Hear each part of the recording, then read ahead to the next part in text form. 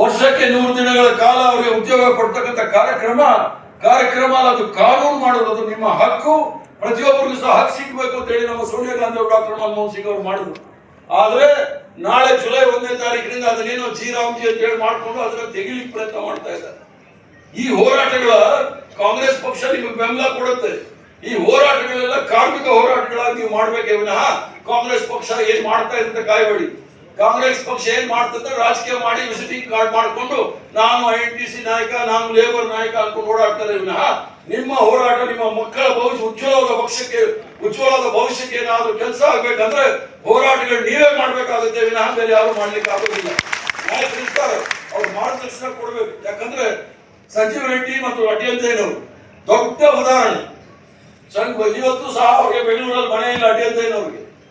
ಸಂಜೀವ್ ರೆಡ್ಡಿ ಅವರು ಎಷ್ಟು ಸರಳವಾದ ಜೀವನ ಮಾಡಿದ್ದಾರೆ ಅಂತ ತಿಳ್ಕೊಳ್ಳಿ. ಆದ್ರೆ ನಾವೇನಾದ್ರೂ ತ್ಯಾಗ ಮಾಡಿದ್ರೆ ಮಾತ್ರ ನಾವು ನಮ್ಮ ಕಾರ್ಮಿಕರ ಹಿತಾಸಕ್ತಿಯನ್ನು ಕಾಪಾಡ್ಲಿಕ್ಕೆ ಆಗುತ್ತೆ ವಿನಃ ನಾವು ಮಾಲೀಕರ ಜೊತೆ ಸೇರಿಸ್ಕೊಂಡ್ರೆ ನಮ್ದು ಯಾವುದೇ ರೀತಿಯ ಕೊಡುಗೆ ಈ ಕಾರ್ಮಿಕರಿಗೆ ಇರೋದಿಲ್ಲ ಅನ್ನೋದು ಬಹಳ ಸ್ಪಷ್ಟವಾಗಿ ಇಲ್ಲಿ ಬಿಡ್ತೇನೆ.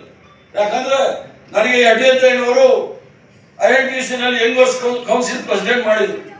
आपका अड्डियंतय जी ने मेरे को यंग वर्कर काउंसिल का अध्यक्ष बना दिया. मैं 2 साल INTC का प्रेसिडेंट भी रहा. मेरे साथ एस्कॉर्ट, HMT, BL, मैं तो सब मेरे साथ ही था. मगर मेरे को इतना इंटरेस्ट नहीं था लेबर मूवमेंट में.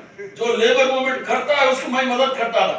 जो भी लड़ाई होता था, कम्युनिस्ट के साथ लड़ाई होता था. BMS कभी नहीं था.